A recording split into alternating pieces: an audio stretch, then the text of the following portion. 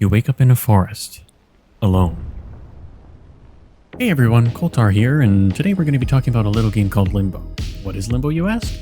It's one of the games that helped define what indie games could be in the 2010s.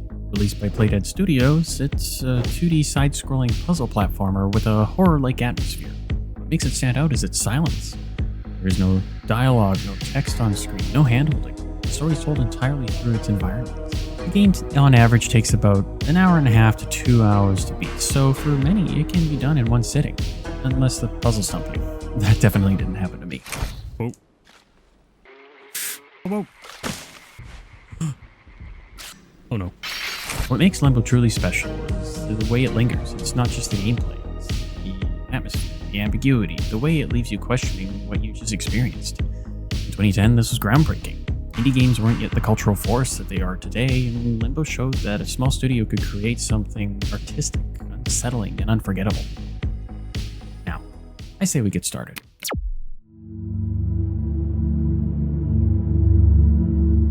We wake up, no knowledge of where we are or what's going on. The only thing that's clear is that we're in some forest. As we move forward, we jump over what looks like a spike trap. Why would this be here? Soon after that, we find a cart under a platform, introducing us to the first kind of puzzle the game has to offer. We pull the cart back, climb on top of it, climb onto the platform, and jump onto the rope ahead. We climb down and continue our way forward. Eventually, we make our way through a cave, leading to a boat. We jump on it and slowly move forward through the water. As we reach the shore, we pull the boat up and use it as a makeshift platform to reach the higher ground. We climb up the wall and continue through the forest. We nearly run into a couple of bear traps on the ground, introducing us to the next kind of puzzle on offer. We separate the bear traps from each other and jump over them. In front of us is a rope with what looks like a rotting carcass hanging from it. Okay, yeah, this place is freaking me out a bit. Next to this is a bear trap. We pull it under the carcass and jump on the rope, bringing it down enough for the trap to spring and rip the carcass off. Further into the forest, we find a crate and a large pond on the other side. We're going to need something to cross it. We move the crate under a rope hanging off the tree and climb it up. We climb up the trees, jumping from branch to branch, and eventually find a broken section. We push it down. Back on the ground, we push the log into the water and jump onto the other side of the pond. After this, we find a wide clearing with a bear trap hanging from a tree, as well as a beautiful white butterfly on the ground ahead.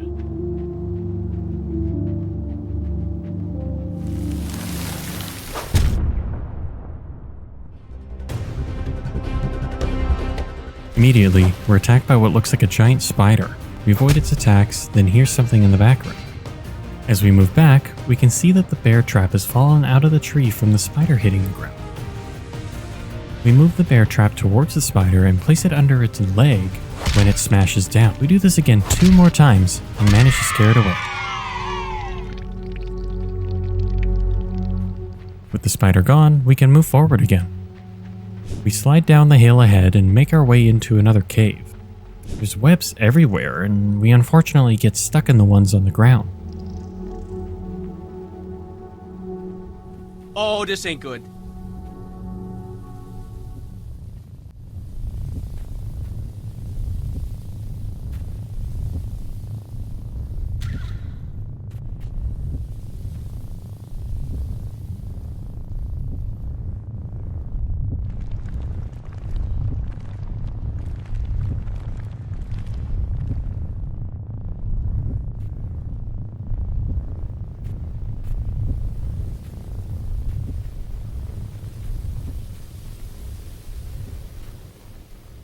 After wrapping us up in its web, we shake around and manage to break free from the ceiling.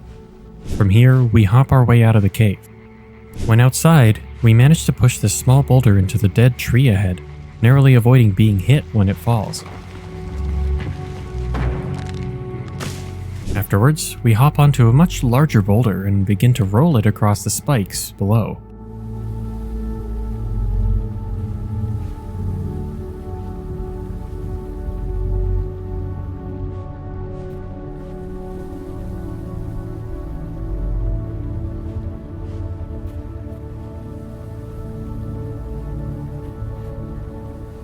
quickly jump off the boulder and roll down the hill.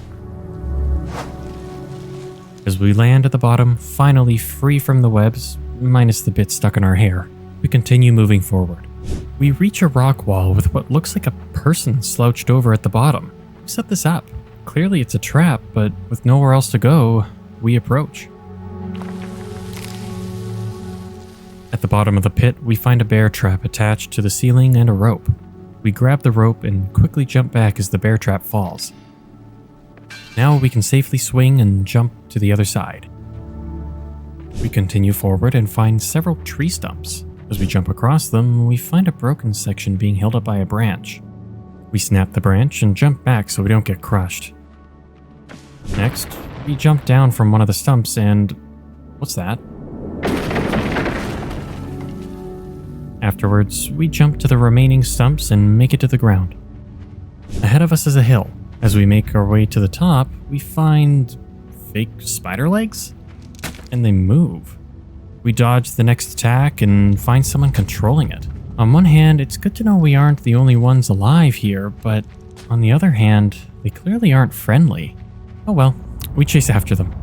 As we follow them up a hill, a burning tire comes rolling our way.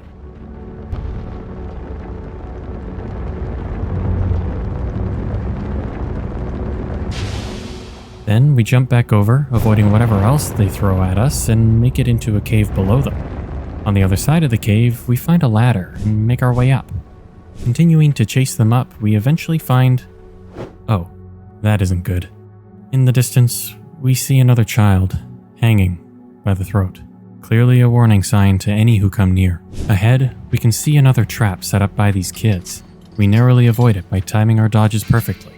Unfortunately, one of the bear traps has landed directly on the other side of the pit. Luckily, one of the ropes is now climbable. After climbing it, in the treehouse above, one of the kids pulls another rope up, preventing us from being able to climb it as well. Luckily, we can chase after the other kid instead. As we do,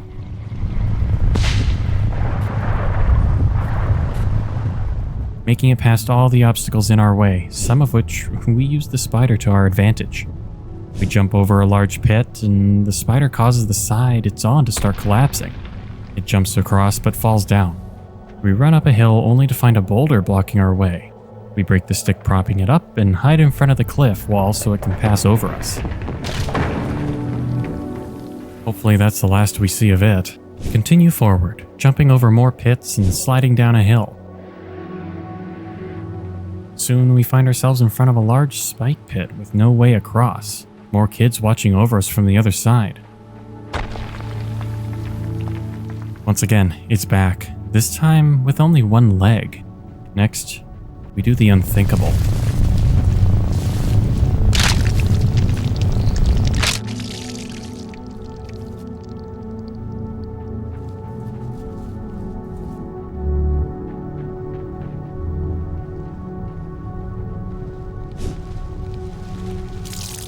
Yeah, that just happened.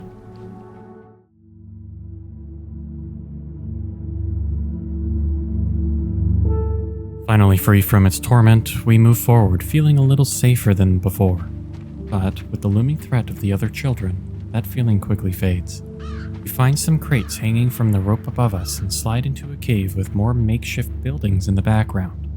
We climb up the ladder and knock down one of the crates. With it, we move it down into the cave and towards a ledge too high for us to climb. With the added height of the crate, we manage to climb it. Further into the cave, we run into a pond with what looks like maggots. On the other side of it is a larger body of water with bodies in it. No other option, we jump onto the body ahead of us.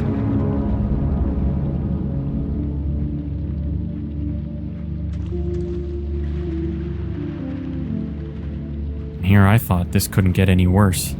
We get to the other side of the water and make our way further in. We eventually approach another trap with another child on the other side. Honestly, quite an elaborate trap for kids. Either way, we make our way back down to the water and drag one of the bodies up. We use it to spring the trap. On the other side, we see creatures on the ceiling eating the maggots? Interesting. Further into the cave, we encounter what looks like machinery? Beneath each one looks like pressure plates. We avoid them in order to avoid triggering the traps. Just past them is a spike pit that we jump over.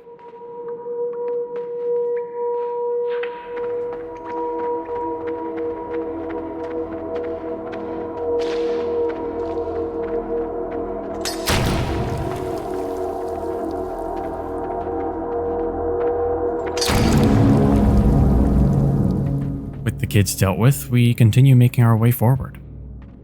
We eventually find a ladder and climb down. Here, we find a cart that we pull over as far as we can and some ropes we can jump on.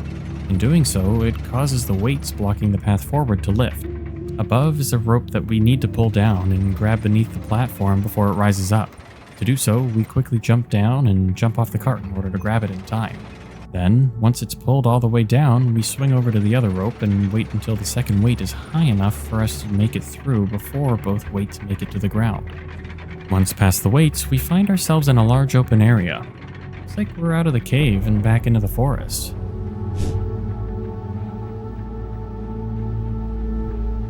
That's not good. It takes control of our body. As it forces us back towards the open area, it ends up screaming in pain from the sunlight and changes its direction. This is good to know. It continues forcing us back into the thick woods towards a drop. We slide down and jump over a deep water-filled pit. Above us are those creatures we saw previously, and ahead of us is a box.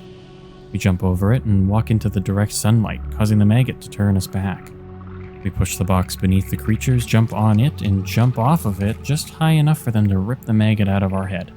Free of the maggot's control, we continue our way through the thick forest into an area with what looks like large machinery? Where are we? Pull a lever, but nothing happens, therefore we continue forward. Here we find a little creature that runs into the ground next to us. We jump up and onto the pipe it was under, causing one of the mushrooms to fall on the ground. Doing so causes the little creature to run out and start eating. As we jump down, it starts running back the way we came. As we follow it, we see it fall into the machinery below and start running in a gear. So, with the gear moving, we climb up and pull the lever.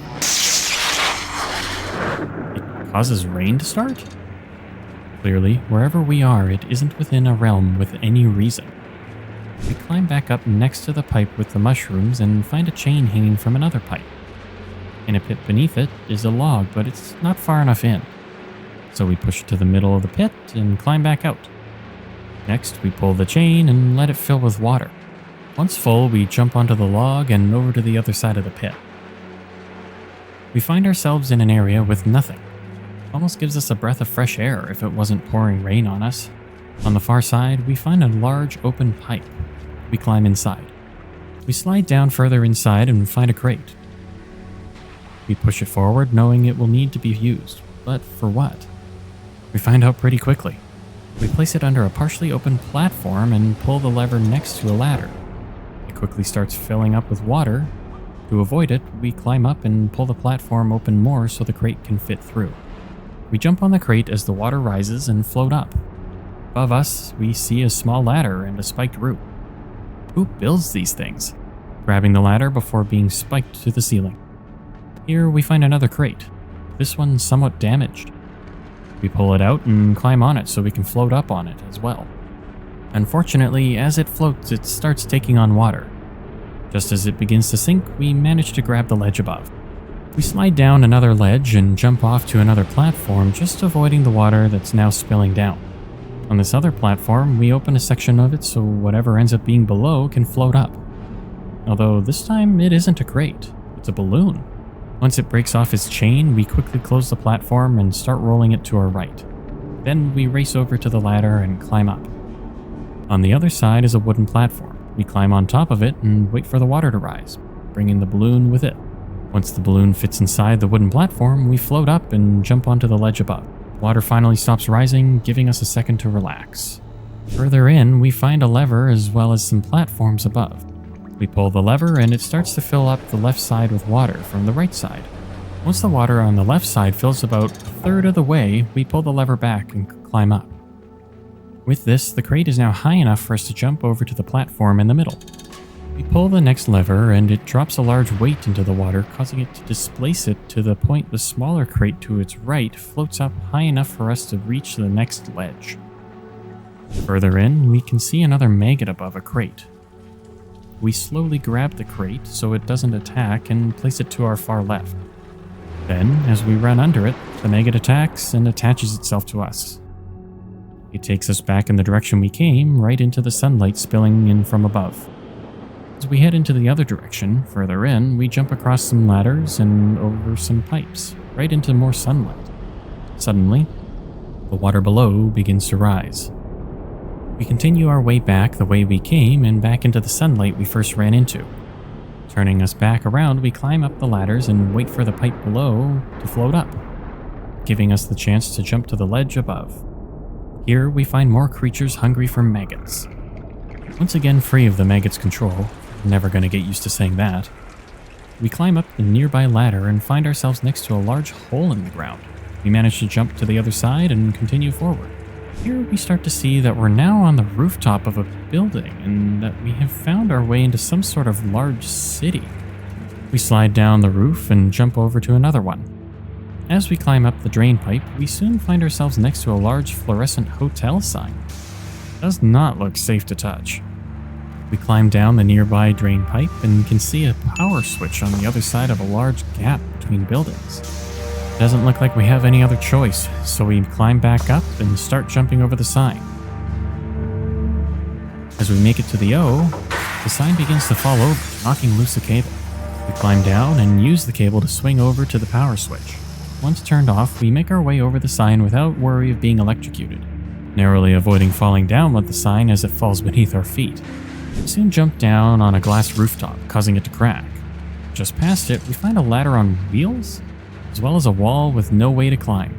Unfortunately, I think I know what we need to do next.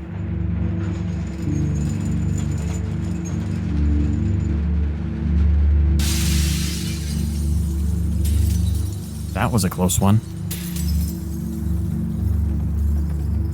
As we reach the ground via the fire hose, we start moving to our left in an attempt to figure out where we are and which way to go. As we approach some scaffolding, it begins to fall. We avoid it and see that this is actually the gap between buildings the sign started to fall into. With no way forward in that direction, we make our way to the right. Once again, a maggot takes control. Good thing we checked that scaffolding first, as it would have fallen on us with this maggot. After the sunlight above causes it to turn around, it takes us into an industrial complex of sorts. We jump over and avoid any obstacles in our way, but then step on a large button. A crane above releases a crate and activates a buzzsaw. Seriously, who builds these?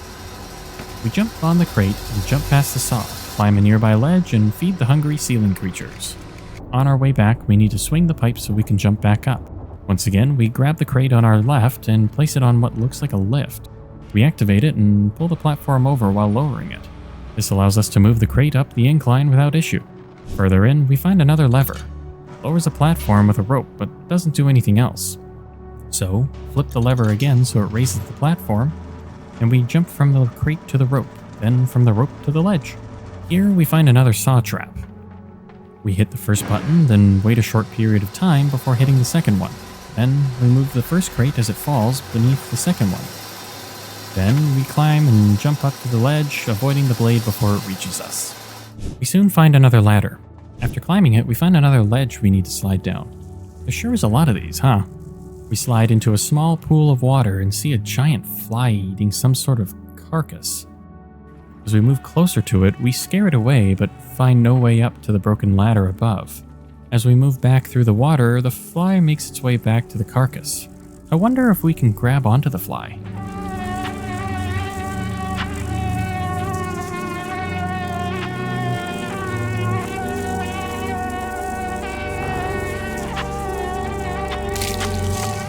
Honestly, wasn't sure if that was gonna work. I kind of feel bad for it. We did end up ripping off its leg after all. Oh well. We move deeper within the industrial complex, only to find another roadblock. Clearly, we need to be able to reach the platform with the lever, but we can't currently get that crate under it. So, we climb the ladders to see if there's anything else above. We find some movable platforms and a button on the other side. It releases a tire. Looks like we need to move the platform so the tire doesn't fall down. Not gonna lie, this took me way longer than it should have. No joke. This took me nearly 10 minutes.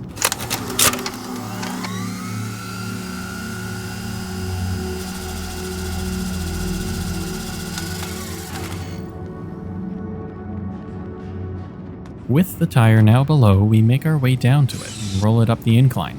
This causes it to roll up and down, giving us the opportunity to push the crate off the platform before the wall lowers down. With this, we can now reach the lever. After flipping the lever, the large gears begin to move. We push the crate towards the gear so it lifts it up and we follow. Above, we see a platform and jump onto it. Another crate is in front of us, so we lower it onto the gear as well. Once down, we move the crates, one onto the moving platform and the other onto the button.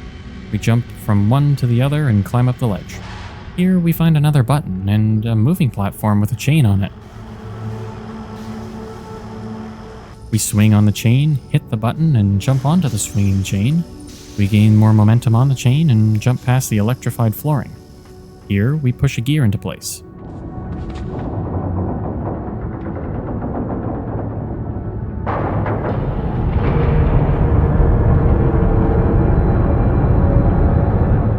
Definitely wasn't expecting that. While really cool, it really makes you question the reality of this world, making it completely clear we aren't in the real world. This has to be Limbo. He said it! He said it! We wait for the place to rotate enough that the hatch next to us opens and we run through, climbing onto another gear so it takes us up to another platform. We find a button that opens a door for a short amount of time but can't reach it before it closes. Below is a metal crate stuck to the floor due to some kind of machinery that causes the floor to act as a magnet. We turn off the magnet, move the crate up to the top, and as it slowly falls down about halfway between the ledge and the ladder, we turn on the magnet again. We climb up to the door button, hit it, jump onto the crate, jump to the ladder, and make our way through the door before it closes. Ahead, we find another lever and saw blades. We hit the lever and it once again causes the place to rotate. We quickly grab the crate in front of us and pull it below the chain. Then we grab it. We slowly rotate with the place as we hang on to the chain, only letting go once the crate moves below us. As the crate moves towards the saw blade, we quickly jump to the chain ahead, narrowly avoiding the blade. We drop and slide down the ledge below. We find another lever, which unsurprisingly causes the place to rotate again. Behind us looks to be a boulder of sorts though, so we need to move quick. As the place rotates, a crate falls down and we push it to a ledge.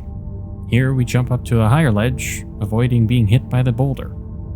We move forward and find a treehouse with a little girl underneath.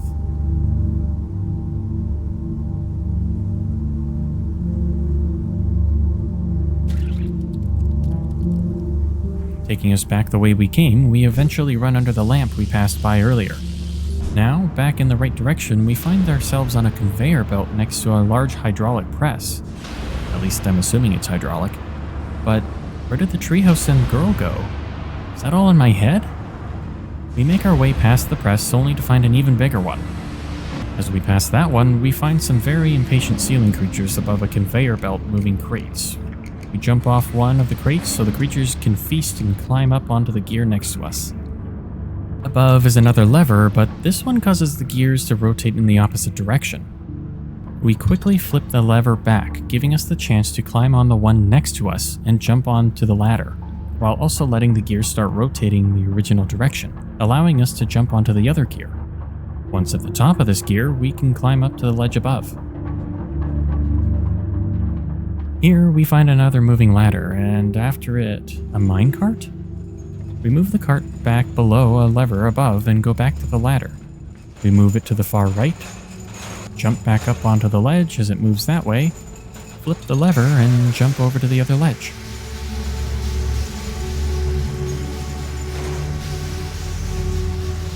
We jump onto the next lever and drop onto the cart. As soon as we do, it starts moving. We're now in a dark tunnel. In front of us is a ladder that we jump on and run on top of a platform. While the cart moves below, a saw blade quickly appears ahead and we have to jump over it. We safely land on the cart. the cart soon reaches the end of the track, hitting a button that causes the floor above to become electrified. We move the cart far enough back that we can jump onto the platform, but also gives us enough time to run to the end before it hits the button again. Once again, we find another lever. This one causes the place to rotate. We can barely see, but a lamp moving around while the place rotates gives us enough light to see another boulder and a ladder ahead. We quickly jump to the other ladder to avoid the boulder and find ourselves surrounded by electrical platforms. We move a crate to the below platform, lower ourselves onto it, and continue on. Next, we find ourselves in a place that I never expected. One I really shouldn't be surprised by, but still was. We're now having to deal with turrets. One horizontal and one vertical. The horizontal one only shoots directly ahead, while the vertical one moves. We cause it to move and fire at the horizontal one, causing it to break. Now we can move forward. Here we find something else completely new. Below is an area with 2 crates and a button. Once we hit the button, it reverses gravity in a certain section of the area. We move the right crate up the incline so it gives us time to move the other crate. Jump up on the ledge, let the reversed gravity move the crate next to us, and grab it before it falls back down. Then we place it under the ladder and climb up and move towards the right. At the far end, we can see a ladder that can be lowered down. We do the same thing with the crate, but this time we climb up this new ladder and grab the crate now on the ceiling next to the first ladder. Once on the ground, we move it towards the platform above and once again trigger the gravity button with the crate below. We jump on the crate above before it flies and quickly jump onto the next platform. As we make our way forward, we finally see grass, a sign that we're finally leaving this industrial complex behind.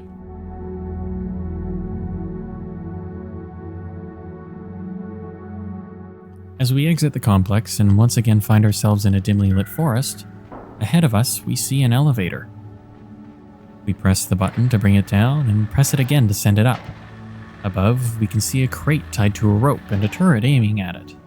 So, we use the elevator to our advantage. We lower it and raise it again, giving us the time to get on top of it. We trigger the turret and jump down. Now, we put the crate on top of the elevator and use it to avoid getting shot. Above us to our left is a ledge. Now that we have this crate here, we can jump to it. As we proceed to the left, we see an area with a button and a crate. We press the button, causing gravity to reverse and the crate flies up. We turn it on and off in an attempt to bring it towards us. Once the crate is on our side, we push it all the way to the right. From here, we jump down, leaving the crate behind and push the crate on top of the elevator down and all the way to the right, blocking another turret ahead. Above this turret is a ladder, so we climb it.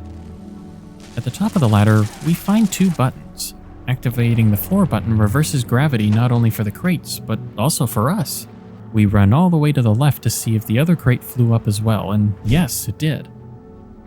Now we move this crate over to the other and place them both in a way where one is on the ground and the other is on a moving platform. We quickly jump up on both and move towards the ladder. After reaching the bottom of the ladder, we make our way to the right and find ourselves next to another button with a magnet ahead. When hitting the button, gravity reverses for the large crates above and to our right. The magnet causes them to stick to the ceiling. We need to ensure the magnet is on before sending the large crates to the ceiling and then turn on the gravity short enough so that it sends the crate above us to the ceiling, but not the one to our right. This way we can climb onto that crate and progress. Next, we find a zip line and reverse gravity buttons for ourselves. We push the button and see the zip line handle come flying up. We quickly hit the button again, bringing us back down to the floor and jump onto the rope. Ahead is an antenna with spikes on the front. We jump off just before hitting them and slide down the rooftop. At the bottom of the rooftop is a sheer drop as well as a gravity button. This one sends us to the right. We run up and jump off, hitting the next gravity button, allowing us to land on the fluorescent sign safely before it turns back on. We then jump off the sign over to a pipe, giving us a brief moment of safety. We time our next jump back over to our lower section of the sign and immediately jump off of it to a rope. We climb down the rope and continue forward. Here we find a section where we need to jump to another gravity button, sending us to the ceiling as well as a small crate. We move the crate to our right and jump back before the time runs out. This time, we jump off the crate to the ledge and make it past the saw blade just before running out of time. Once we fall down, we need to hit another gravity button, which now sets the gravity on a repeating timer, constantly sending you up and down after every few seconds. We encounter yet another turret, but this time it's pointing directly at a magnet button. We jump in just before the gravity swaps so we can hit the button and fly to the ceiling. This allows the large crate to drop and we can run over it before gravity swaps again. On the other side is a platform and another turret below. After that, we run over to the large crate and position ourselves above a hole. Once gravity swaps, we drop down and find ourselves partially below a large saw blade. We jump towards the pit next to us, and when gravity swaps, we fly up on the other side of the blade. As we move forward, it doesn't look like there's any way to progress. In front of us is a glass wall, and if we were to jump up and hit the button, it just sent us into an electrified wall. Hold on. I wonder if there's a way we can get enough momentum to break the glass. Flying mode activated. We jump up with enough time before gravity swaps so that we make it to the top without hitting the blade. Then, on our way down, we hit the button, sending us to the right, but with enough momentum that we miss the blade and go right through the glass. Honestly, it's crazy enough it just might work.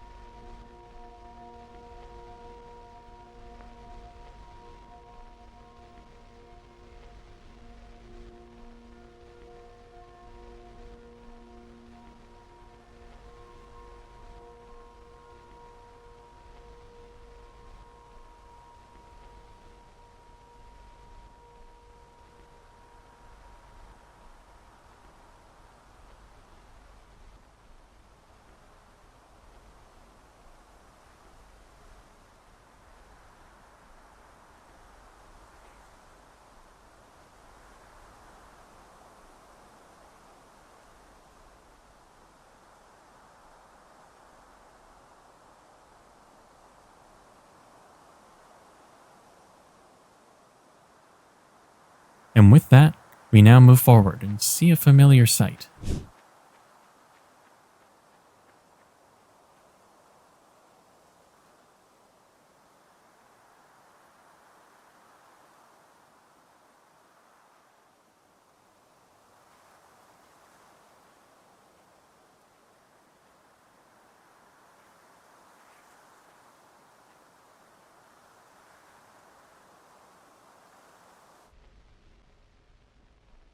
In the end, Limbo isn't just a game you play. It's an experience that stays with you. Its minimalist design, eerie atmosphere, and cryptic storytelling prove that games don't need words to be powerful. Back in 2010, it helped pave the way for many indie games that dared to be artistic, unsettling, and emotional. Even today, its influence is felt in countless games that embrace ambiguity and atmosphere over exposition. While we don't truly know what happened in the end, there are many theories that try to explain it, all with one common aspect, that you, the nameless boy, are dead and searching for their sister. There's a couple really interesting ones that I want to go over though. The first one being the car crash theory, which explains that the boy passed away when in a car crash, and that the glass breaking at the end represents the boy smashing through the windshield and the gravity sections representing the car rolling over. I know, it's pretty dark. The second theory is the treehouse collapse theory. It explains that the boy and the girl both passed away when their treehouse fell. The start and the end of the game both take place in the same area as where the treehouse is, and the title screen, after the credits finish rolling, actually shows the broken down treehouse with two spots with flies flying over them. Unfortunately, a lot of people believe those two spots represent where the bodies of the kids are. My personal favorite is the car crash theory, but both honestly could work perfectly. Whether you finish it in one sitting or wrestle with its puzzles for way longer than expected, again, definitely not me. Yeah. Okay, perfect. Limbo leaves you in a space between clarity and mystery. Maybe that's the point. It's not about finding all the answers.